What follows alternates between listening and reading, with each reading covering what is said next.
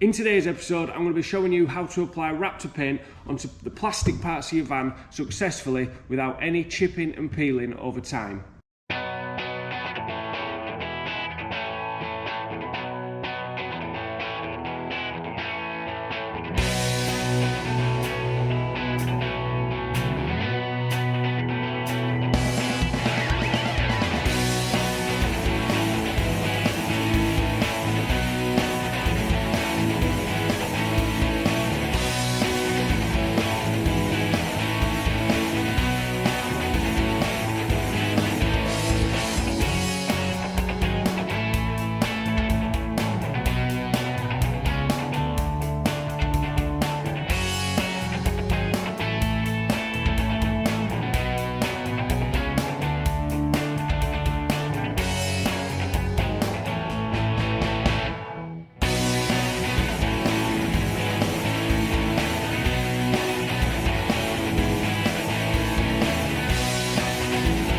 So the first thing you're going to need to do is get all the plastics off. You can paint them on, but you're going to get a better finish around all the edges if you can get them off. So that is the ideal situation. How to get the plastics off your particular van, you'll have to follow another video because there's that many vans with that many bumpers, I couldn't possibly explain that in this video. Today we're going to be focusing more on the preparation and the painting of the Raptor to get a good finish. So the first thing I'm going to need to do, now I've got these off, is there is some, we've got some dints in there, which we don't want. This one has even got a nice big split right the way through it. So that's going to need maybe some fiberglass in from the back to sort that out, and maybe some filler or fiberglass on the front as well, just to fill all that in. One of the main things about Raptor paint is people think that it covers a magnitude of sins. In reality, it doesn't cover that many. If we was to spray, for argument's sake, say this sort of scratches and blemishes it, you're going to see the deeper scratches. Some of the lighter scratches you might not see. You know, like, I'm not sure you can see, there's all sorts of light scratches. You can see the different variations of scratches on there. These deep ones are going to need filling, otherwise you're going to see them through the Raptor. So first things first, I just need to get the dints out. I'm hoping that these are going to pop out with a heat gun, and then we'll go on to the next step of prep.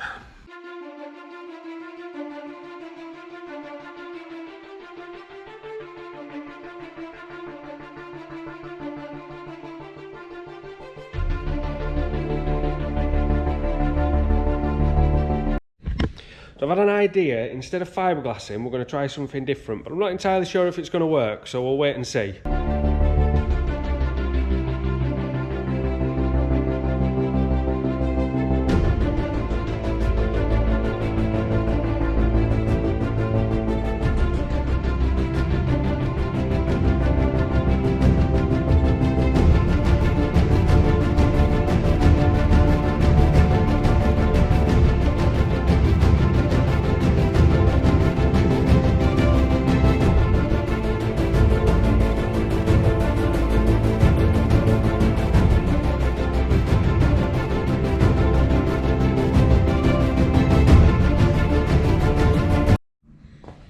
Well, I did not expect that to work as well as it did, but it's absolutely, I don't know if you can see, but we've completely managed to stitch that together and it is solid as a rock. So now, all we need to do is fill this side, and that's the other one, look. Absolutely solid, it's stronger than it was before. So we just need to fill that in. And I think we're ready for final prep and paint. So just need to clean all these panels off with thinners now, and then we can get on with getting some filler into those lumps and bumps and cracks and crevices that are going to look so ugly.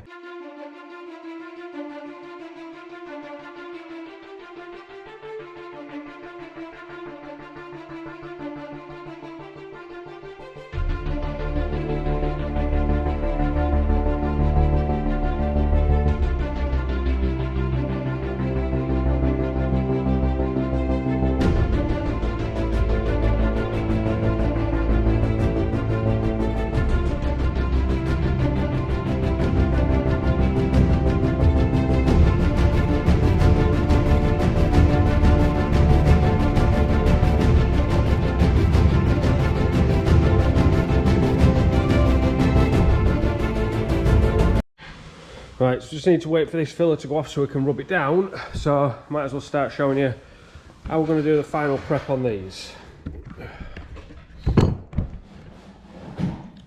And it is easy as this. A good Scotch pad over the whole thing just to rough it up a little bit and get ready for putting the adhesive promoter on.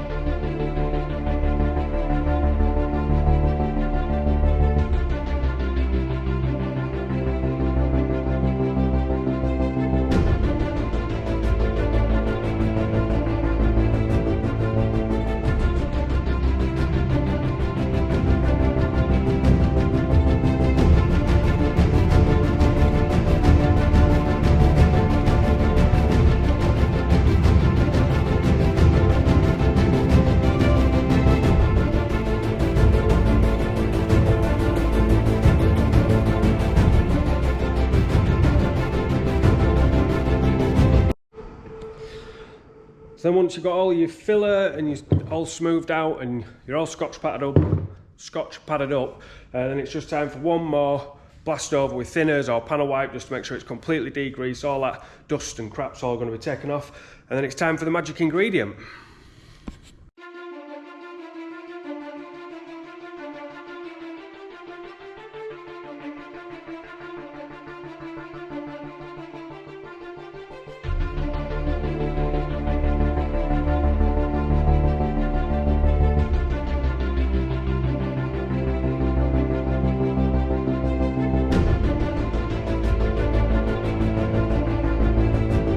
This is your magic ingredient to make your plastic stick, which is adhesion promoter.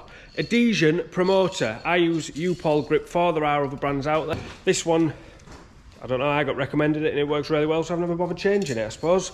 But this one needs 2 coats. Always read the can because they might vary. But yeah, once you've had 2 coats of that on, you're ready to shoot some Raptor. So we're ready for paint now, so the last thing we need to do is just mix up our Raptor paint, which you probably know how to do. It's pretty easy. Just pour your hardener into your bottle, shake until your arm goes numb, and put it on. A few things when you're putting the gun on, make sure you don't get any paint on the neck of the bottle, because if you get that into them threads, it is going to set so tight. I've had to cut a few bottles off. Another thing that I've found, that even when you don't get it on there, I don't know if it's maybe the hardener from tipping it, but sometimes it just gets stuck. But I've found, and I don't know if this is like real, but it works, and it's worked so far, so I'm sharing it. I tighten the bottle on all the way till it's tight, and then just come sort of like a quarter of a turn back. Ever since I've done that, I've never had a bottle stick, so I don't know if it works for me. If you use a normal shut gun, you're going to want a regulator on it. I can't really tell you about pressure because every man and his dog has a different pressure, because pressure and distance are the 2 things that are going to define the depth of your texture. So depending on what texture you want is to what pressure and distance you're going to use, or in my case, because I've got a vari nozzle gun, how many turns on my nozzle and distance is going to determine my texture, because I don't really need that, because I determine what pressure comes out using the nozzle. I think the best thing I can say on with your pressure or your turns of your nozzle is to get maybe an old sheet of wood and waste a bit, you know, it's not going to be too much. Go on, either tweak your pressure, tweak your distance, get your different, turn your nozzle in and out, whichever method you're using, and just do a couple of passes, decide whether you like the texture, and play with it until you find what you like, and then you can stick with that. First coat is done fairly close. I want to say fairly close. And then what you're going to want to do afterwards is do a drop coat or a mist coat, which is from much further back, which is a bit of a nightmare for doing plastic panels like this. It's much easier on the van, and you're basically just dropping a coat of mist onto there, which takes away the patchiness. Make sure when you're painting, especially with stuff like this, that you shoot from every direction, because if you just stand here and go like that, obviously on something like this, you're not going to get paint here. It's not so obvious when you've got like a smaller ridge there. You think, yeah, I'll be fine, I could do that, and I'll just shoot it from the top. It's only a tiny ridge. just give it one waft over from there as well, just to make sure you get into all of those creases. Other than that, it's time to start painting, I think. So let's get ready. Shape the Raptor.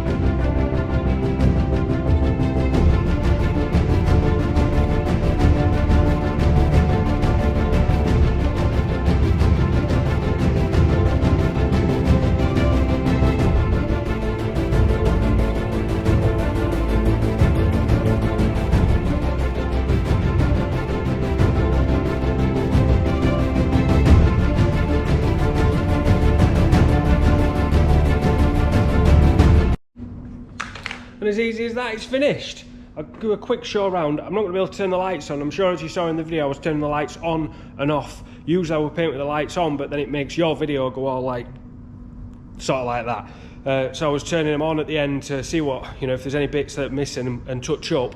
And if I put the lights on now, you're not going to get a good view because it makes your screen go all flickery. No idea why. No idea. But yeah, so I'll give you a quick show around. I have gone for quite a thick texture. This is going on our IV core, which is going to have flat paint over the rest of the van. So I really wanted this to be on like quite a deep texture, just to make it pop, you know, from the flat paint, which is going to cover the rest of the van. I'm not sure how this is portraying to you guys on the video, but I am really pleased with the texture. Obviously, it's still wet at the minute.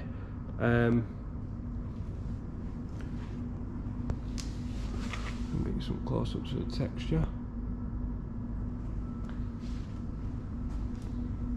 So this is only part of the panels. I got it pretty bang right, to be fair. I just wanted to use one bottle just to do the video, and obviously a bench's worth in different shapes. I just sort of cherry picked a few different shaped ones just so we could, you know, show you the different shapes and things that you could require for bending it round all the little corners and in and out all the bits. If you are rollering, this is going to be quite a difficult job to do because things like that don't work with a roller. I much prefer painting, and as you can see, you do not need a massive compressor, you know, so for what it's worth, I would definitely spray it.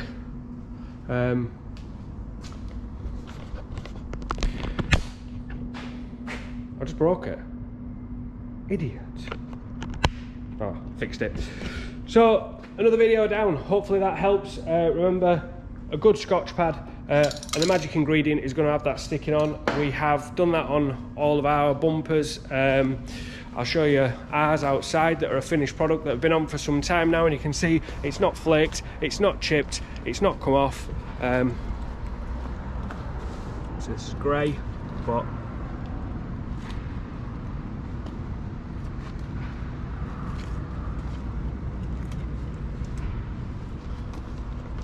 so that's the exact same procedure that we've used there. So if you've enjoyed that video, please do hit the subscribe button, like, share, any comments, do drop them in the comment section. We shall see you in the next one.